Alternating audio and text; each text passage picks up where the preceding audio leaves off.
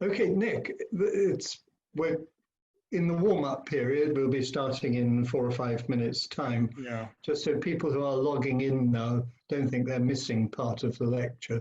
You have a huge experience sailing. When did you start? I started as a youngster.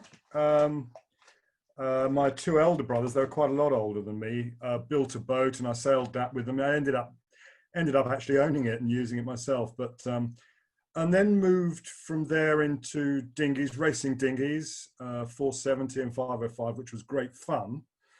But of course, when children come along, racing a dinghy isn't particularly family friendly. So that's when I started doing the having boats with cabins, so they could get out of the elements and brew a cup and so on. And so I went up through sizes from 18 feet, 23, 31, 44, and now my current and probably last boat is 45.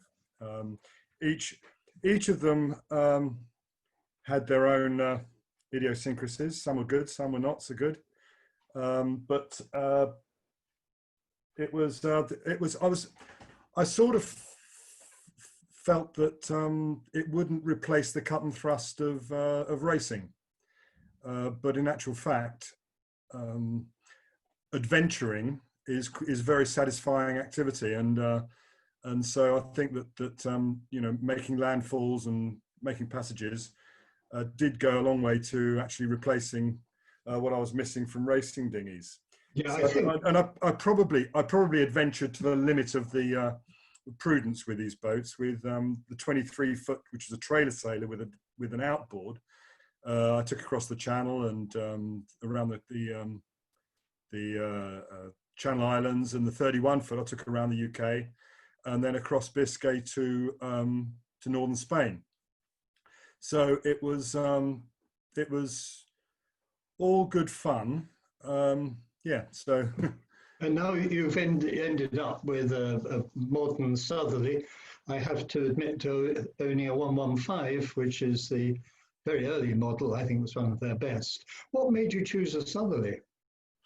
Well, all bar one of my cruising boats had been lifting or swing keels, so they had the shallow draft and the ability to dry out between tides, and I find that feature really quite compelling for opening up, getting away from other people and opening up new destinations. Even in places like the Solent, there are plenty of places you can go and get away from the crowds and actually dry out and find some sort of solitude. I love it. I should just point out to the people who are logging in now that this isn't the start of the official talk. We're having a warm-up period. It's a bit like the orchestra sitting, waiting while the audience all come filing in. So don't think you're missing any of the talk. Where's the boat now, Nick? It's in a place called Baie des Anges, which is the between Antibes and Nice Airport, and it's been there from when I got back from this trip that I'm going to describe over the winter. And in fact, I haven't been there or seen it since January, which is very disappointing because of all the issues going on at the moment. Yes, it is. I haven't seen our boat since this time last year, actually, it's in Holland. I think we're just coming up to kick-off time at 7 o'clock, which is the advertised time. So I'll start the session. What I'll first of all say is that at the bottom of everybody's screen, there's a Q&A box, and you can post questions as the program goes on, and we'll answer them at the end. I see there's one come up already. But introducing Nick, I should say I'm Julian Dusek, I'm the president of the CA. Introducing Nick, he is an astoundingly experienced sailor, and I'm looking forward to hearing what he's saying. Any prospective members of the CA shouldn't be put off every time they hear we've got an astounding experienced sailor, because you can be an absolute novice, can't you, and call upon people like Nick for experience. But he's talking today about too much med. Those of you looking at the weather forecast will now see there's a medicane in the middle of the med at Zakynthos, which might be a bit too much. But Nick, off you go. Let's hear about too much med. Righto. Well, maybe I should start with just a little bit of background and explain why I wanted to do a single-handed passage. It's probably a lot of members will have experienced the pleasure of going to new destinations and passage planning and so on. And it certainly used to be more challenging than it is now with GPS, which has sort of almost taken some of the fun out of it. But what I found was that to get the same buzz and sense of achievement, I was having to go further and further afield to go to new places for the first time. But then discovered that you can actually refresh the whole experience by going to places you've been before, but by doing it alone, which I found actually quite rewarding. My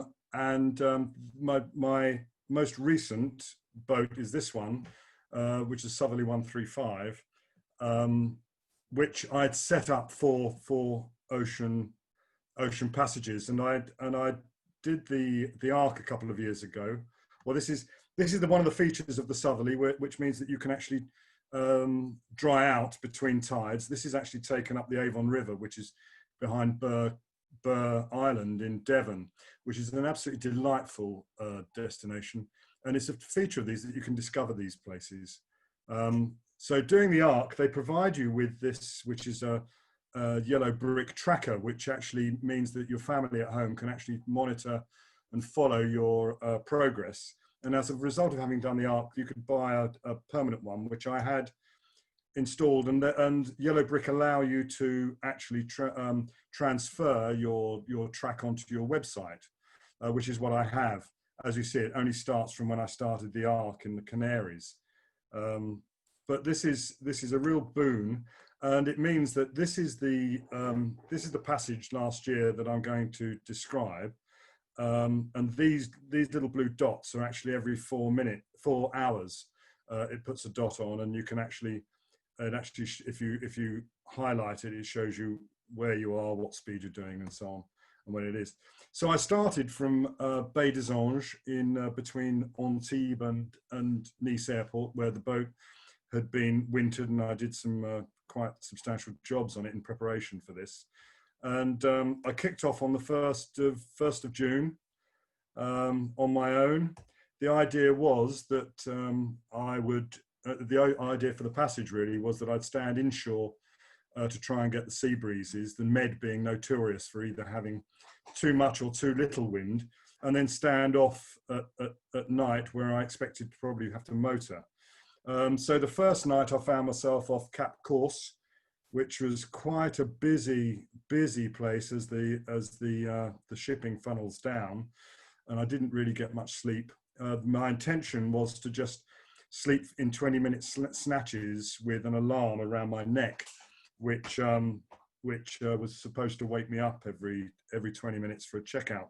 I also set alarms up on the AIS. I'd intended to set them up on the radar as well, but my radar failed after I left, so I was left with only the AIS system to watch with. But that's pretty strident in its alarm. So, but unfortunately, not all vessels have AIS. Anyway, so the next day, between the Tuscan Islands, I managed to pick up some wind, and there's this phenomenon of sort of acceleration zones between islands, a bit like in the Canary Islands. So I managed to get a good sail. But what it did show up was that I was losing power in the batteries, and my GPS and auto alarmed out. So I had a problem. I managed to restore it with running the generator, but I clearly had a problem, and I needed to work out whether I could continue with it or whether it would be prudent to put in.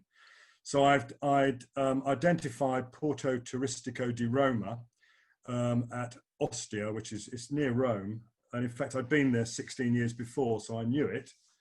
and I identified that, and it meant I had to slow down overnight. So I arrived in daylight, but that was where I chose to put in, picking up the fueling berth and taking on fuel, then taking a berth in the marina, and getting in touch with the marina electrical specialists, and it transpired that my batteries were dead. And this was probably because I'd replaced the battery charger because the previous one had failed, and I think probably in failing, it had probably cooked the bank of batteries, because they were only 4 years old and they shouldn't have failed.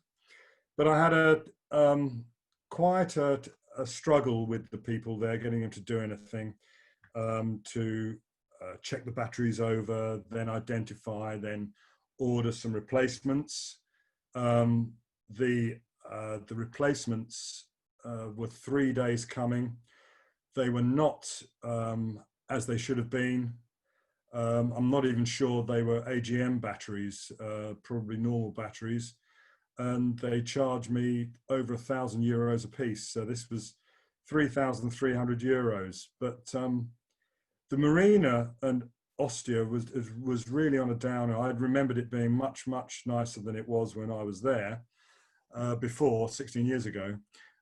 Which was quite a delightful destination then, with Ostia Antica nearby, and the ability to take public transport into Rome for €1 a head, which was excellent. But this was it deteriorated. The supermarket in the marina had shut. Even the McDonald's had closed. But I did find at the end of my dock, while I was waiting for things to happen, a little microbrewery, which was a wonderful discovery.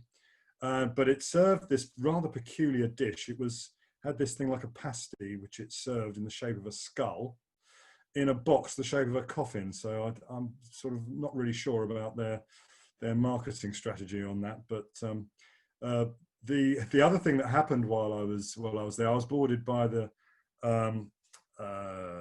Guardia Finanza, which is basically the customs, who took an interest in me because I was flying my club ensign. This is the Royal Victoria Yacht Club ensign. I think they thought it was a dodgy flag of convenience and I was avoiding tax, but they checked everything over and gave me a clean bill of health and a certificate to confirm that, which proved to be quite useful later on. So I set off, having lost 3 days in actual fact, which was the 3 days which were meant to be my buffer to allow me to sail. And I pushed on, having to motor where necessary. And unfortunately, when I reached for the engine controls when I needed the engine again, nothing. I turned on the ignition, pressed the button, nothing. I did this a number of times, and I must have started this engine hundreds, if not thousands of times. And I carry a lot of spares, and I actually changed the starter motor, thinking that was the problem. In actual fact, embarrassingly, the problem was that I wasn't starting the engine at all. I was turning the ignition on and pressing the stop button. And that's what sleep deprivation does for you. And I've since discovered that it's actually used as a form of torture, depriving people of sleep. And these 20-minute snatches were not really very satisfactory. But in coasting along, I actually came across a situation, not with this fishing boat, although there were a lot of fishing boats around. There was a rusty sort of hulk I could see some way away, and as I was motoring along, I saw a line of floats, and in fact there was a fishing net which across my path, which I managed to spot and go into full astern, and although it went under the boat, it didn't go beyond the keel, and I managed to get away with it. Later on, I got another visit by the Guardia Finanza, and thankfully I was able to brandish the certificate that the people in Ostia had given me, and they were satisfied and went off. strangely, as the people in Austria had said, they wouldn't have any pictures taken, and they were rather churlish about me taking pictures. Apparently, it was for national security. So I don't know quite what they thought I was going to be up to. In the Straits of Messina, which is the route I took, there were a number of these really peculiar vessels, and probably half a dozen of them. And that mast or tower there had a number of people at the top, and in fact I saw some of them with an individual at the end of this long bowsprit. And it turns out that they are, I mean, these vessels must be 80 foot long, I would think, and the bowsprit is over, well, at least 1.5 times that length out the front. Goodness knows how they moor them. And apparently I've since learned they are actually for harpooning swordfish. So there must be a lot of money in swordfish, but that was peculiar. And the Straits of Messina are an interesting place. You think there's no tide in the Mediterranean, but you have to get the straits dead right, and you calculate it on high tide Gibraltar. And I actually experienced a 4-knot favourable tide through there. So it's you wouldn't want to get it wrong. And there's a couple of whirlpools. It's quite it's not challenging, but it's a place you need to give due respect to, really. So past the Straits of Messina, I decided it was time to do some washing, and I've got a small washing machine on board, and so I washed and did some drying, and it occurred to me that here it was nice and warm, there was no one around, no one to offend. Why wear any clothes? So I thought, well, no washing, no clothes, no washing. So that's how I carried on, and quite liberating it was too. So this was my route, and I had the most frightening experience actually off this point here, where it was late in the evening.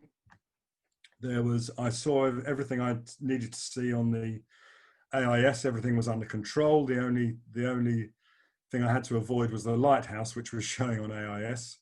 There were some shore lights, but then out of the gloom, I had a spotlight shone on my face from very nearby, completely blinding me. I hadn't seen anything, and that was really quite unnerving. And even as I passed and got my sight back again, I still didn't see any vessel. I have no idea where it came from, but it was clearly probably a fishing vessel with no lights, and that is worrying.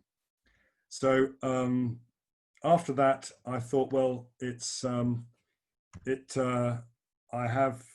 I'd used one tank. I was motoring more than I expected. I'd used one of my 250-litre tanks, and was approaching, had an opportunity to refuel. So I put into a place called Veste, put some clothes on, put into a place called Veste where I fueled up. And again, having been completely shafted in with the prices in Porto Turistico di Roma, I feel I was shafted again here, because I'd used one tank and a little bit of the second tank, and they charged me for nearly 2 tanks worth of fuel, which is, and I carry nearly 500 litres of fuel. So I feel I was tucked up again. So not that impressed really with that. So on my transatlantic downwind passage, my favoured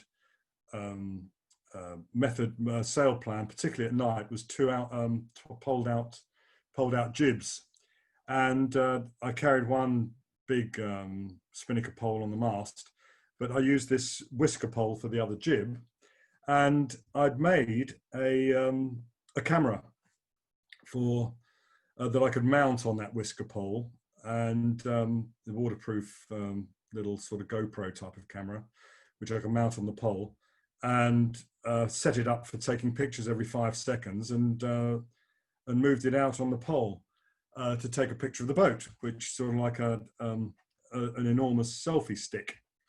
So what I hadn't remembered, of course, was that I wasn't wearing any clothes at this stage. So I've got a whole file of rather compromising pictures. But So I went down below, put some clothes on for the picture that you see at the beginning of this presentation at the end and at the end. So pressing on, it's quite interesting that there's actually an anti-clockwise current in the Adriatic. So in order to minimize that, I went up the middle of the Adriatic and actually managed to get a good sail, but would carry out a watch mostly at night on the instruments, but during the day I was surprised to turn up that while I was looking out, which is some strange sort of model craft that was sailed past during the day. But you can't be too careful, and this is his two hazards in one shot there, sailing up the middle of the Adriatic, and there were a lot of fishing boats out.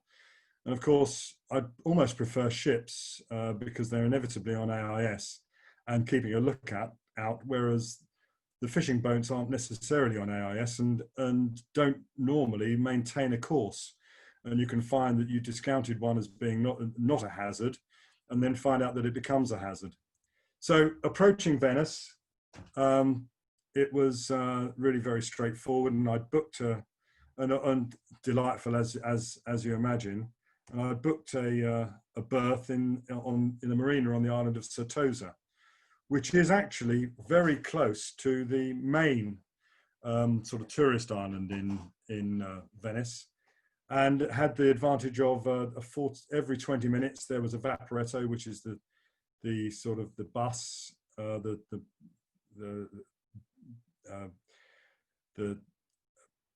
taxi bus that comes past, and also there's every hour there's a 40-minute trip into the airport, which was really straightforward, which is quite an experience. It is rather like a motorway.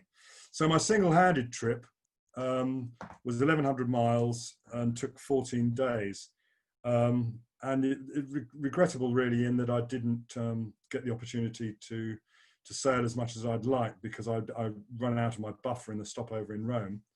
And in retrospect, I wanted a single hand, but single-handing inshore like that isn't very clever. There's just too much going on.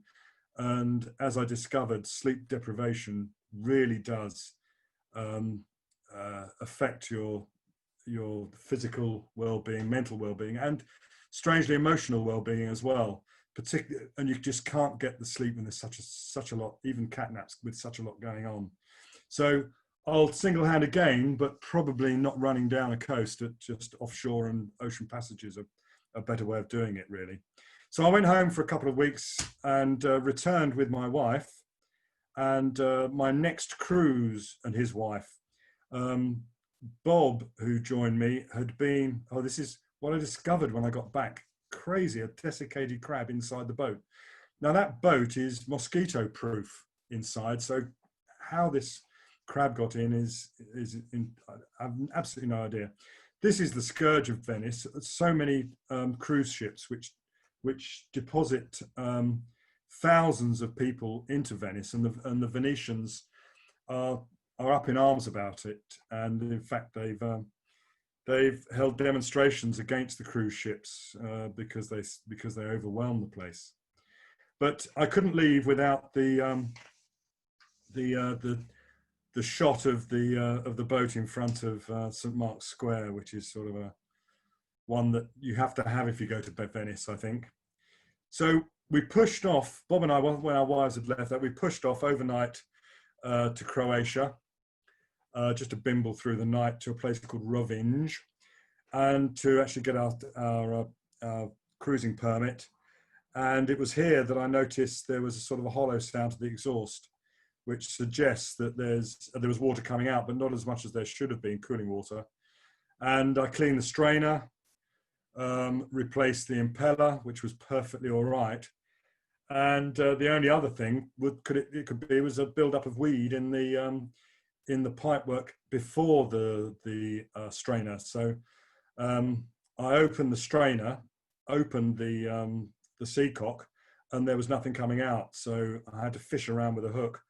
Took out a huge wad of weed which was blocking the pipework, and obviously had a torrent of water coming into the boat. But but that proved that was the problem. So just dashing through Croatia, which is a wonderful cruising area.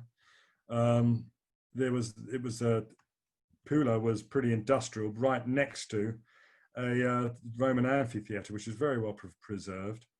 Moving on to various other destinations, Cres, Punat.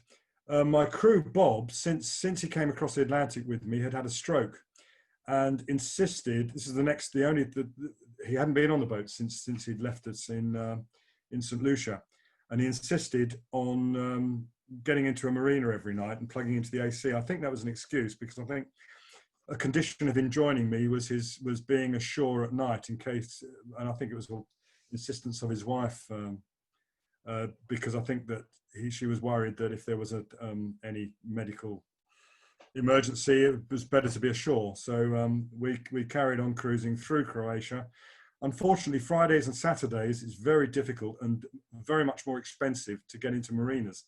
These are all charter boats waiting for their next crew. You can see with their dinghies all up. And in fact, if there's any downside to Croatia, it is the number of charter boats, because they do clog it up. That sounds like a bit of a selfish statement to make, but it is quite delightful. Croatia, there's some lovely destinations. I did have a bit of a wind up with Bob, in that he's quite a bit older than me, and I'd tease him by not bringing the boat in very close and not putting the passerelle out, to make him step onto the boat. But we did stop for lunchtime, anchoring, and this was I've developed, it's a bit of a grand expression, for a system to actually be able to swim under the boat and stay under the boat to do jobs. And it comprises a hose lock pond aerator pump, which pumps into a snorkel with a relief valve at the bottom. So when you're using it, it's pumping water in, and you either demand it and breathe it, or it pumps out. So it does enable me to get right. Well, it works down to 3 meters, which is my draft with the keel down. And it means I can do things like cleaning the propeller. These pictures were taken in the Caribbean. But it's a real boon and doesn't take up much space on the boat. This is interesting. It's the Brunton's auto prop, which self pitches. And if you're motor sailing, it's very useful to have that, because it actually only uses the power that you need, and you don't have to catch up with the speed of the propeller. So moving on through Croatia, more challenges for Bob. This was interesting. We booked a place in Corfu, but they actually put you in like sardines, and it is very, very tight. You can see the mooring lines there. Once you're in, you're meant to get out in order, but we needed to get out first thing in the morning, so it was a challenge. I decided we wouldn't try it if there was any wind first thing in the morning, but we managed to get out, and that's how tight and close it was. But we managed to get out okay, actually. But that's something to remember. But I've got, you see, I've got this third rudder behind the propeller, which means I can control the stern very easily, and with a bow thruster, I can actually turn it on a sixpence, which is a real boon. So on we went to Dubrovnik. Now, Dubrovnik had a very peculiar feature in that we fueled in the river. The marina is sort of just a little bit north of Dubrovnik on a river, and we went to go into the fueling berth in what we expected to be against the tide, and it was running in the opposite direction. So we turned around and put in and fueled, and when we went to leave, it was running in the other direction. And the phenomenon here is that there is a huge tide runs in and out quite randomly. And whereas I'd allowed Bob the luxury of the passerelle here, and it was on the dock when we arrived, and by the time we came back after having a beer, it was right up in the air, because the water level had risen so much. But I mean, Dubrovnik is probably known to many. It is really the jewel in the Adriatic. It is beautiful. So I came home from there and returned by my next crew, and we decided to miss Montenegro and Albania because of the complications of clearing in and out, and go straight back to Italy. I looked at various options. This one was interesting in the Italian pilot book, a place called Bugger. So we chose not to go there and put into Otranto, which was interesting. We ended up at anchor. There's a lot more background I can give here, but I haven't got the time to give it. We anchored with lots of swinging room, and then set off from there to Corfu, anchoring at the top of Corfu before clearing in at Guvia. And they'd introduced a new tax, which they didn't really understand, and ran by the month. But we arrived, I think, on the 27th, and the tax, the permit that you bought ran for a month. So we bought for a month and used 3 days. We weren't going to buy another month. So we cleared out, actually, having gone down to Paxos. And this is how crowded the anchorages can be. But with the southerly and the lifting keel, we managed to get in very close, away from it all. And in fact, we walked off the boat and that's the view from the boat. So it was really very convenient. Very convenient for getting ashore and finding our own space. So we tried some other places on Paxos, but equally very busy, and ended up doing a big overnight to Sicily. And here's a little video of that. Interesting, you'll see some instruments here, and you can actually program my instruments to show what you want. And this is showing speed over the ground and the speed through the water. So it's a very useful tool for when you're actually assessing currents and tides. You can see what help you're getting or what you're going against. So we had a good sail across, which was really, really very nice. We went into Marzamemi, which was a charming place. Hired bikes. This was part of the facility. Then we hired a car and went up to Mount Etna, and went up to a crater, which was quite an experience. Marzamemi was quite charming. We wanted to watch the Grand Prix, and we couldn't. Very few people spoke English, and we were in a restaurant trying to find out where we could watch the Grand Prix, and they actually brought a chap out from the kitchen who came from the Gambia and spoke the best English of anyone there, albeit a bit stilted. Anyway, so we set off from Marzamemi across to Malta. No shipping lanes, but this is the sort of the concentration of shipping. But there's a shallow piece just to the east of Malta where a lot of ships anchor. You can see them all anchored there. It's called the Hurd Bank, after Captain Thomas Hurd, who was actually a slave trader. So it'll probably be, or a slave owner. So it'll probably be renamed before long. Valletta Harbour was charming. Had a crew change. Dave left, and a squash opponent and friend of mine, Carl, and his son arrived.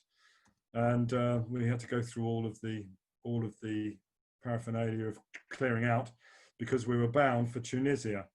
We went to a place called Blue Lagoon, which is actually quite busy, or meant to be very, very busy. But a charter skipper that I met in the laundrette told me that it was okay in the evening. So we wasted some time at anchor on Malta before going to Blue Lagoon, which actually was very good and did empty in the evening. So from there we set off towards Tunisia. We'd thought about putting into Pantelleria, but the pilot book suggested it was you could see the harbour because of the high rise. So we chose to miss that. We did hear some radio exchanges between a merchant ship and a Royal Navy ship, where they said they'd spotted a boat with 80 people on that were clearly refugees, and we later heard that the Navy ship had picked them up and they were being assessed in their medical centre on board, and I've no idea where they were taken from there. But we chose to. And Carl was duly sick, and his son on the passage. It was a bit lumpy. I've found that these were actually quite good on the Atlantic Passage for a couple of crew who tend to suffer from seasickness. Unfortunately, Carl was a bit late putting his on, but we got through okay.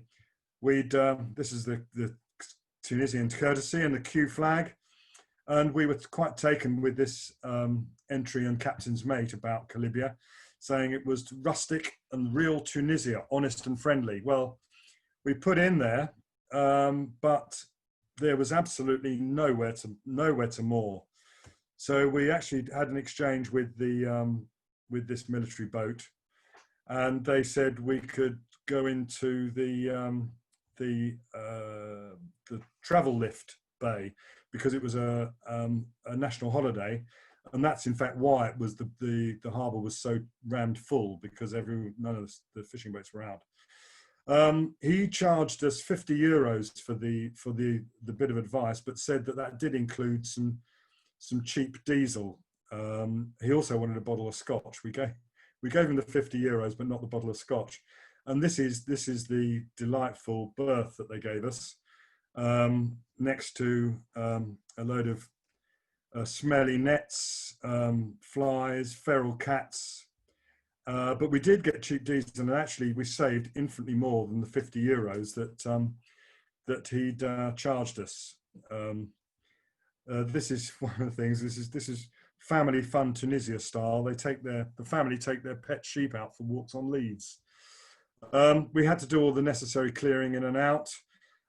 Cost us another couple of bottles of wine and a bar of chocolate, but we were on our way again. If I had more time, I'd tell you about Graham Island. It's an island that was fought over by the various countries laying claim to it, and then it disappeared again. But we headed for Sardinia, went into Villa Simius, Santa Maria Navarrese, which is a lovely spot. Did some swimming, witnessed some fires ashore with the boats coming in and picking up the ships, and then we anchored at the top of Sardinia, near Porto. We avoided Porto. I'd been in before in another boat, and very, very expensive. But the amount of hardware moored outside is incredible. I'd been logging what I thought was the most ugly boats, and this one was spotted in Corfu, as was that one. But I think this one took the biscuit. It's actually a sailing boat. Cost 360 million to build, have a crew of 54, and that in the side there is a submarine. But I think that takes the biscuit for ugliness. But I think that maybe it's Marmite, and one man's ugly is another man's beauty. Who knows? But the villas and the building on Costa Smeralda is actually quite attractive. It's all controlled by a panel of architects with the Aga Khan involved. This is the Sardinia and Corsica courtesy flags are interesting. They involve Moors, and some of them have their eyes open and some of them covered. I think it's an allusion to them turning a blind eye to what goes on there, because there's quite a little banditry, I believe. Bonifacio is beautiful, a bit tucked away, but it is well worth a visit. And that's a view of the harbour from the citadel there. We moved up to Porto, where we anchored or picked up a mooring buoy and swam ashore for the requisite beer, and then moved on to Ajaccio, where that crew, Carl and his son Tom, left, and I was joined by my wife and two of her friends for the sail back to Nice. They found the comings and goings on the cruise ships next to the marina quite interesting. We stopped at a place called Girolata, which is a nature reserve.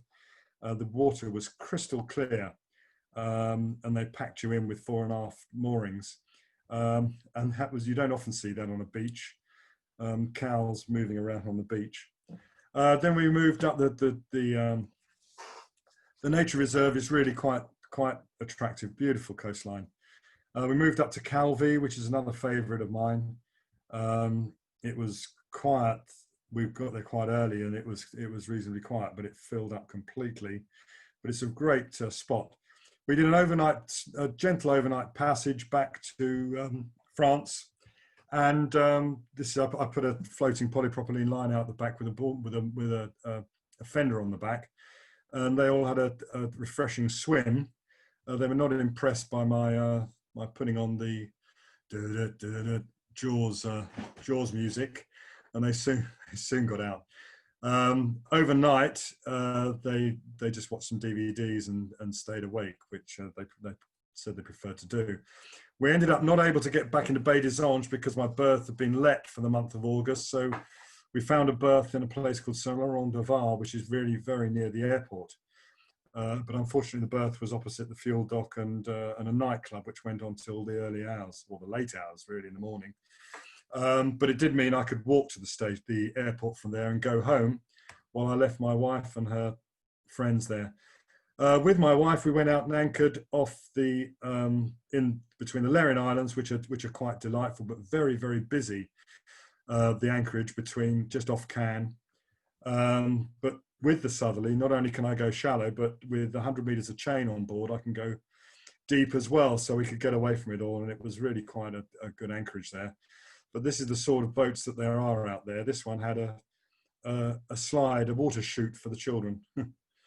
I say we anchored there for a couple of days, and I always take the dinghy out of the water, not only to stop fouling, but it also means that it's more difficult to steal. You hear stories of the dinghies being stolen. And the islands of Saint Marguerite and Saint Honorat are really quite delightful. You can take the dinghy ashore and have a wander. Beautiful islands. And I saw up close I've heard cicadas a lot, but that's what they look like. I had no idea. We left there and went and anchored for another night off Cap d'Antibes in Golfe Juan, where this is another one of the big boats with boys with their toys. Interesting nevertheless. And then we returned to Baie des Anges, which is the home port, and entered and took up our berth, having completed the passage of, overall there was 3,000 miles, too many miles under engine, but 486 miles under engine, using 1,282 litres of fuel, but I did an average of 2.6 litres an hour, so it was mostly bimbling. That sort of concludes my talk. I've got a website where my track is shown and blogs for most of the days. I had the crew add to the blog, so I mostly wrote about sales-centric things, and they mostly took the mick out of me. So it made it more entertaining, I think. And on the blog, you can search topics or places and go straight to the blog that applies to that. So that I'll hand back to Julian. I've done my requisite 40 minutes. That's my website address if you're interested. But I think that Julian may have had some questions. Julian?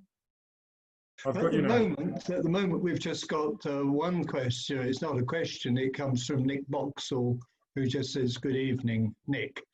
So I say that. I thought that was absolutely fabulous. You've covered a huge distance. It took us about 6 years to do exactly the same. There's two things you've raised that strike an accord with us. One is Italy and pricing. You can get ripped off in Italy, I think, more than any other country. I've got to be careful about what I say, but you do have to be jolly careful. But you had one experience that really did strike a chord with us when you were going off the southern end of Italy and a boat shone its light on you. We had exactly the same. It's pitch dark, and suddenly a light was shone at us as we were running this boat down. It was a very small boat. On that same trip, we came across other boats, totally unlit. And I'm a great enthusiast for radar. I've used that all the time. These things don't even show up on AIS, do they? Yeah. Your radar packed in, I think. Is that right? My radar did pack in, and that was part of my plan. Really, was to have a watch on radar and a watch on AIS, and I thought that would make it very much safer. But the trouble is being inshore like that, and particularly plotting things on AIS. It does tell you exactly when you're going to have an issue with other vessels. But the trouble is, fishing vessels change their course all the time, and you've really got to have your wits about you. And I slept through the alarm a couple of times, and that really is very disconcerting when you realise that you've slept through, and it's not very clever coastal overnighting really, because I was off I think for 7 nights consecutively. Although having said that, you do adjust to catnapping, and then you find during the day you have this overwhelming need to get a nap, and so you have to start your timer and check everything out and see that you're clear for the time being, and try and have a 20-minute nap. But it's and in fact, funnily enough, although I was absolutely dog tired when I arrived and fell into a sleep, I did keep waking up because this 20-minute regime seemed to persist. Yeah. Incidentally, Nick Boxall does the Southerly Owners Association magazine, and they've helped. I've been into Keyhaven in the and his wife is the secretary of the Keyhaven Yacht Club, and they very kindly helped me through going up to Keyhaven and drying out in Keyhaven, which was a smashing experience, because it's a big boat to have taken in right up to the dock in Keyhaven, and it was really a great experience for that. But that's what you can do with a yacht that has a swing keel and can take the bottom. Well, go on. It's just joined in again to say he's still here. Everybody says you can take your southerly into a place with little or no depth, but most Mediterranean harbours, when you get into the very, very shallow end, are full of tiny little fishing boats. You're not welcome at all. Yeah, that's quite true. It's a bit of a luxury you don't need in the Mediterranean, having the abilities to dry out, but it does mean, as I showed with that slide from Paxos, I could get away from some of the throng of boats, and you get a better night's sleep because you're not worried about boats swinging in the night and making contact and so on. And in actual fact, we managed to pull in with the line ashore there and just step off, which is a boon. So yes, it's a bit of a luxury in the Med, having a swing keel boat. But even in the Caribbean, we were able to get away from the clutch of boats and get in shallow. I don't think taking a line, particularly in the Caribbean, where most of the islands are derived from volcanoes, you can drop your hook in deep and go ashore, stern to ashore, and take a line ashore, and so you're pulling your anchor uphill and not suffering the possible problem of dragging off into deeper water where your anchor won't be as effective. Right. Now, Nick does say you were the largest in Keyhaven, but Andrew Geddes is asking, what's the name, model of the breathing equipment you used? It sounds very, very useful. Well, it doesn't have a name or model. It's something I made. So it's basically a hose, and you can get these in various duties. So get the biggest duty. It's a hose lock pond aerator pump, which I put through a filter. I don't think it's necessary actually to put it through a filter, but I do put it through a filter onto a length of hose, which is the hose that I use for just filling up with water, and plug that with sort of standard hose fittings onto an adapted, there's pictures there. And in fact, if you go onto the website, I've got a technical section with this sort of stuff listed and it plugs into the top of a snorkel, and because it's delivering air all the time, you can use that snorkel, and it's venting through a vent at the bottom of the snorkel. You can breathe quite comfortably for long periods of time. I can come up occasionally because the people on board wonder what's happened, because you can stay under indefinitely. In fact, it's generally the cold that gets you more than any other factor. So it's a real boon. It runs off the inverter, 240-volt inverter, and it takes up very little space. You don't have to with tanks. You have to have them filled and recertificated, if that's a word. I've found this really, really useful. You can clean the hull, do the waterline, get down to the prop, check things over. It's a boon. Really, really good. Right, I think that answers Nikki Lamprell's question, who was saying, could you describe your hose lock arrangement? And then Nick Boxall's come back and say, what's your next adventure? Where are you going next? Well, I was intending to do another Atlantic crossing this time. As we speak, at the moment, I should be in the Canaries waiting to kick off on another crossing. And I had all the flights in and out of, I had 30 odd flights for myself, family and crew booked into places like Sardinia, Menorca, Alicante, Gibraltar, Tangiers, Lanzarote, Antigua, and that was the plan. But of course, with this awful COVID thing, it's all had to be put on hold. So, and I really don't know when that's going to clear up. There's a friend of mine who's also in the Sailing Association, who has he was doing a going around the world with his wife on his boat called Candid, and he was just about to set off for French Polynesia, just the other side of the Panama, had a bang on the hull, and they said, don't set off, they've closed it. And he was stuck off at anchor for 13 weeks with an arrangement, unable to go ashore other than just to drop off his rubbish and pick up deliveries that he bought online and left on the beach. So that must have been a real test to... Right.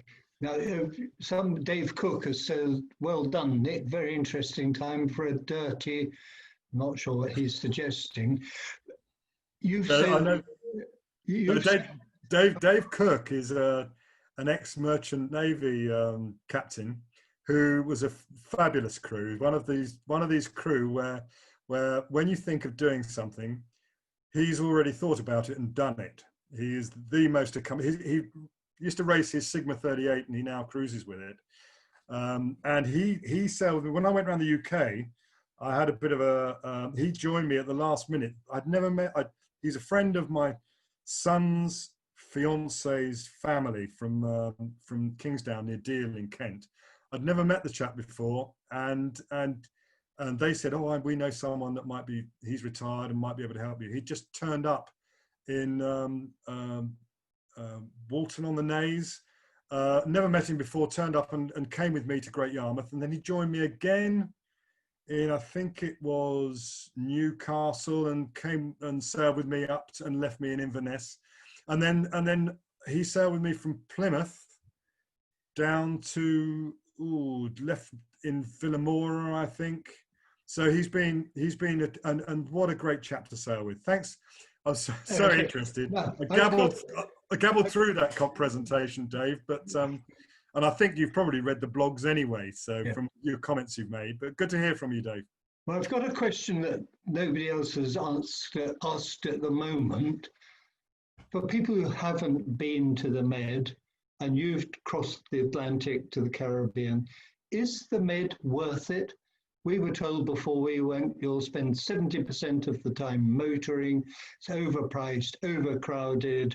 Is it worth it? Cool, that's a big question. My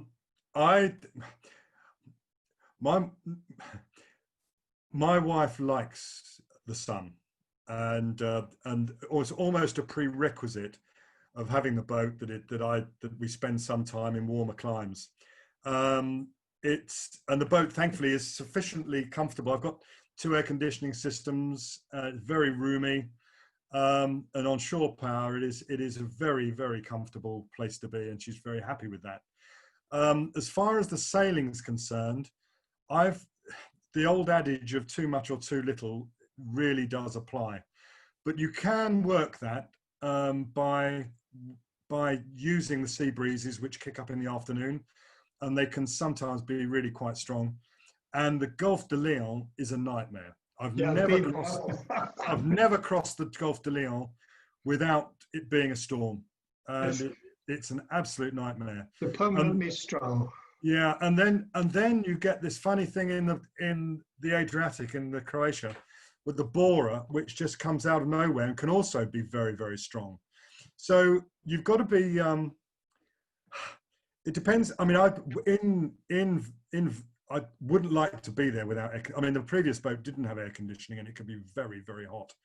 When I was in Venice, it was a heat wave, 40 degrees, and there were charter boats there with 9 people, 44-foot charter boats with 9 people crammed on, and without air conditioning, it must have been a nightmare. We were snug as a bug. In fact, my crew, Bob and his wife Alison, they booked into a swanky hotel in Venice. And in actual fact, their air conditioning couldn't keep up with the temperatures, and we were in a better place than they were. So it can be very hot. The wind can be fickle. It can be very crowded where there are charter fleets in the Greek islands and Croatia. But if you get away from it into places that are off that track, it can be quite delightful. There are some lovely, lovely places. And if you're prepared to anchor and take a line ashore, particularly places, I mean, you've almost got to do that in the Balearics, because the Balearics are so incredibly expensive. It's horrendous.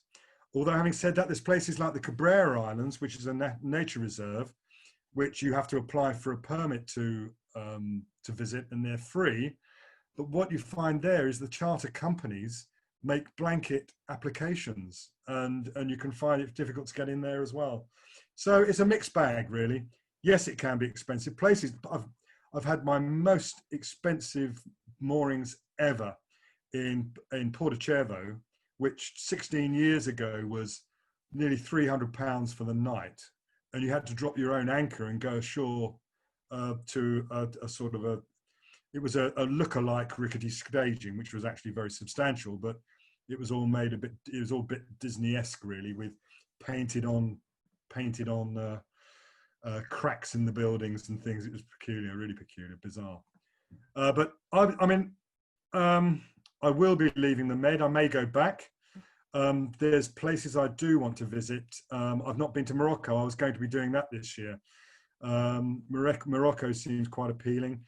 I probably next year, if it's not all opened up again properly, I come back to the UK, but maybe via the Azores, because you should be able to get a good breeze out to the Azores and a good breeze back. There's off the Iberian Peninsula there, Spain and Portugal. There's a south-going tidal stream and generally southerly winds, so it's quite difficult to get back directly that way. So it's probably better to go to the Azores. And I only visited a couple of islands in the Azores when I came through there, so that's got an appeal because they are quite charming, and you don't have the charter fleet pressures there, I don't think. So it's well, that's my answer, probably lengthy answer to a simple question. Well, it's worth it. You've got a very lovely boat with air conditioning. We've got the Mark I southerly with no air conditioning and just a wind scoop. For those people who don't have quite such a beautiful boat, maybe sailing on a shoestring, you can do it. There are some terrific places to go, aren't there? You have to be careful of some, but you can anchor, save a lot of money, and you don't sail the Med an awful lot, do you? But you see an awful lot. The history there is just fantastic, and the culture and the food and everything. And a lot of variety. You know, each country has its own idiosyncrasies. Do you have a favourite?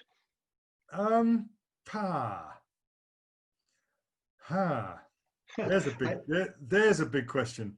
I like going into places off the beaten track, being not in the throng of other people. I like dropping anchor, going ashore by dinghy. And favourite country rather than a place, if you had to spend a few months in a country? Yeah, I like France.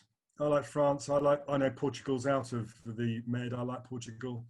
The Portuguese people are tremendously accommodating. I think it's almost the friendliness of the people is almost inversely proportional to the popularity of the place.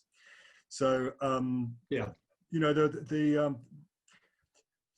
there are lovely places in Italy, and Corsica is gorgeous, if a bit lawless. It's everywhere's got its attractions.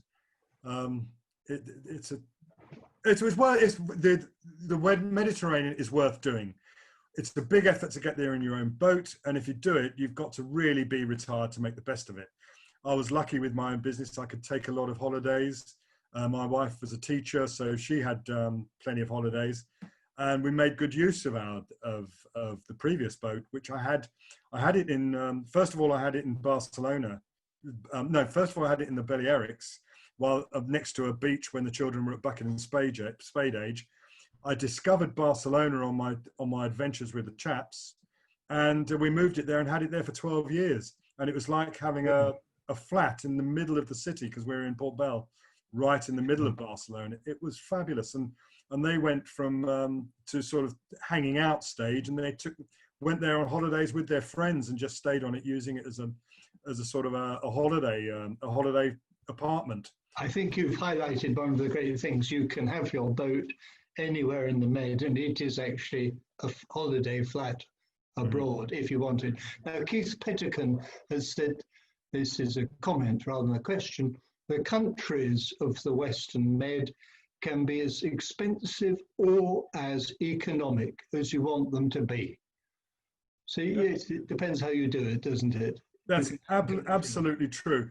And you know what, I mean,